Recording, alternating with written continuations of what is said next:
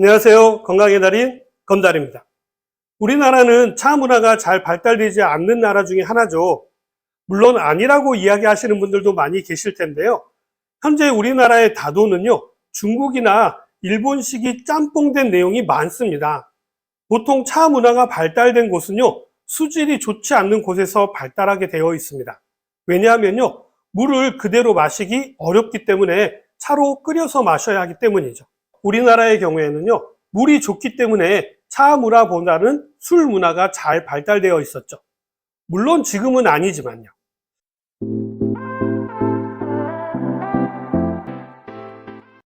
우리나라는 각 지방마다 전통 술들이 있었습니다. 학교 다닐 때요, 국어 시간에 배웠던 모두가 알고 있는 박목월님의 나그네에도요, 술 읽는 마을마다 타는 저녁놀이라는 식구를 잘 기억하고 계실 겁니다. 그만큼요, 각 동네마다 술을 빚었다라는 이야기죠. 그리고 이제는요, 서양 문화의 영향을 받아서 차 문화 하면 커피 문화가 점령하게 되었던 것이죠. 이제는 우리나라도요, 쌀 소비 비용보다도 커피 소비 비용이 더 커진 나라가 되었습니다. 자, 이러한 커피 문화 가운데에서도요, 서양에서 들어온 차가 있는데요. 그것은 바로 홍차입니다. 커피와는 전혀 다른 차이기 때문에 마니아가 있는 차이기도 하죠. 사실 홍차는요, 녹차와 원료가 같은 거 아셨나요? 중국과 인도에서요, 찻잎을 영국으로 가져가는 과정에서 오랜 시간이 걸리다 보니까 배에서 찻잎이 발효가 되어서 홍차가 되는 것입니다. 그래서 유럽에서는요, 녹차 대신에 홍차를 많이 마시게 된 것이죠. 이러한 홍차도 녹차 못지않게 다양한 기능이 있는데요. 마시는 방법도요, 그냥 차로도 마시지만 우유와 함께 진하게 마시는 것도 있고요. 또 아이스티로 달달하면서도 시원하게 레몬의 상큼한 맛을 함께 즐기기도 하죠. 개인적으로는 홍차의 떫은 맛 때문에 즐겨 하지는 않지만요. 아이스티 같은 경우에는 여름철에 자주 마시는 편입니다. 자, 이러한 아이스티의 경우에는요, 시중에 음료로도 개발이 되어서 많이 판매가 되고 있죠. 그럼 오늘은요, 커피만큼은 아니지만 다양한 마니아층을 가지고 있는 홍차의 기능에 대해서 말씀드리도록 하겠습니다. 홍차의 대표적인 기능으로는요, 피로 회복을 들 수가 있는데요. 녹차도 마찬가지이지만 홍차에도 커피처럼 카페인이 함유되어져 있습니다. 홍차 속의 카페인은요, 커피와는 달리 함량이 적고 체내 흡수가 빠르지 않아서 홍차를 마시게 되면요, 신진대사도 천천히 올라가게 되고요. 또 혈액순환도 촉진이 될 뿐만 아니라 이뇨작용으로도 인해서 몸 안에 쌓여있는 노폐물과 젖산을 배출해서 피로를 회복하는 데 도움을 줍니다. 여기에 설탕을 넣어서 드시게 되면요, 피로회복은 물론 스트레스 완화와 신경 안정에도 효과가 뛰어나게 됩니다. 설탕 하면은요, 모두들 건강에 안 좋은 것으로 알고 계시지만요, 그렇지 않습니다. 적절한 타이밍에 적절한 설탕은 보약과도 같아서요, 우리 뇌에서 도파민을 분비하게 만들거든요. 자, 이럴 때 달달한 홍차도 그런 식으로 도움이 됩니다. 다음은 녹차와 같은 효능이 있는데요. 항산화 작용뿐만 아니라 항노화 기능도 가지고 있는데요. 홍차에는요, 노화를 촉진하는 유해산소의 활동을 억제하는 강력한 항산화 성분인 카테킨이 함유되어져 있는데요. 카테킨의 항산화 효과는요, 비타민C의 100배로 알려져 있고요. 또 폴리페놀도 강력한 항산화 기능이 있어서 노화 방지 등 동맥경화 및 심혈관 질환을 예방할 뿐만 아니라 항암 효과까지 가지고 있다고 알려져 있죠. 홍차는 다이어트를 하실 때도 도움이 되는데요. 바로 지방을 분해하는 효과가 있기 때문입니다. 홍차 속의 카테킨은 지방뿐만 아니라 콜레스테롤 농도를 감소시켜서 지방 분해를 촉진하여 가지고 지방을 배출하는 작용을 하고요. 또 카테킨은 중성지방의 침착을 억제하는 기능을 가지고 있어서 다이어트를 하는 데도 도움이 됩니다. 이러한 카테킨은 다이어트에 효능이 있다는 것이 밝혀져서 식약처로부터 다이어트 원료로도 인정을 받은 성분이죠. 다이어트를 하실 때 녹차가 실증이 나셨다면요, 홍차로 갈아타시는 것은 어떠실까요? 홍차의 다음 기능은요, 감기 예방입니다. 홍차에는 칼슘을 비롯하여서 인, 마그네슘 등 무기질이 풍부할 뿐만 아니라요, 폴리페놀과 카테킨을 비롯하여서 떫은 맛을 내는 탄닌과 같은 항산화 성분이 풍부하여서요, 인플루엔자, 이질, 간염 등의 바이러스 등을 물리치는 강력한 항바이러스 효과가 있고요, 또 항균 기능을 가지고 있습니다.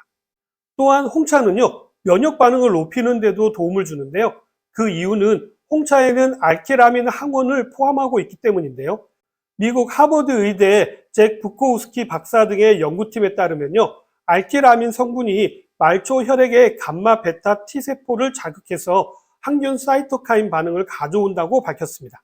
이러한 알키라민은요, 암으로 알려져 있는 종양세포는 물론이고요, 세균 기생충, 진균류에 대한 면역 반응을 유도하여서 면역을 증진시키는 것으로 알려져 있죠.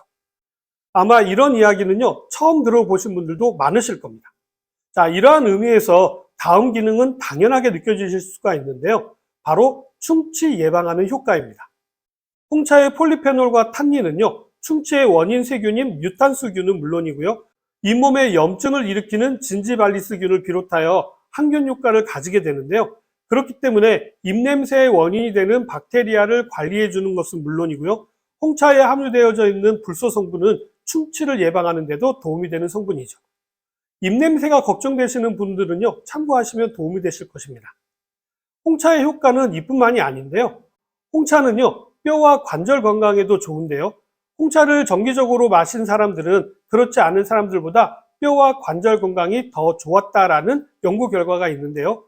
홍차를 마시게 되면요, 뼈 세포를 파괴하는 파골세포의 활성을 억제하여서 골다공증을 예방하는 데도 도움이 되고요. 또 홍차에 들어있는 탄닌 성분은요, 위뿐만 아니라 장 질환에도 도움이 되는데요.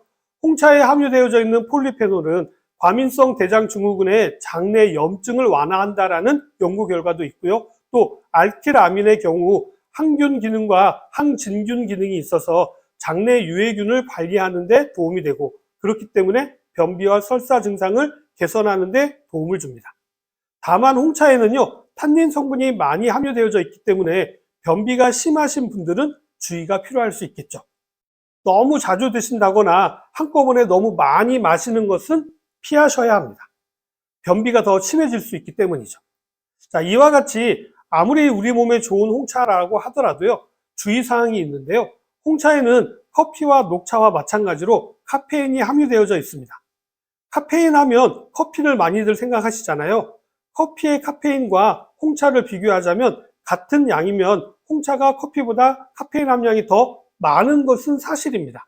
그러나 홍차의 카페인은요, 녹차처럼 우리 몸에서 빠르게 대사가 되어서 소변을 통해서 빠져나가기 때문에요, 커피만큼 문제가 잘 나타나지는 않습니다. 커피에 약 3분의 1 정도의 효과가 나타나는 것으로 알려져 있죠. 그래도 카페인이 함유되어져 있기 때문에요, 카페인에 민감하신 분들은 주의가 필요합니다.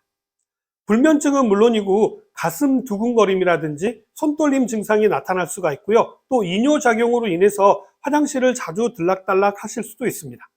이뿐만 아니라 특정 질환이 있어서 약을 복용하시는 분들도 주의가 필요한데요. 대표적으로 빈혈이 있어서 철분제를 드시는 분들은 주의하셔야 합니다. 왜냐하면 홍차에는 탄닌 성분이 함유되어져 있는데요. 이 탄닌 성분이 철분의 흡수를 방해하기 때문입니다.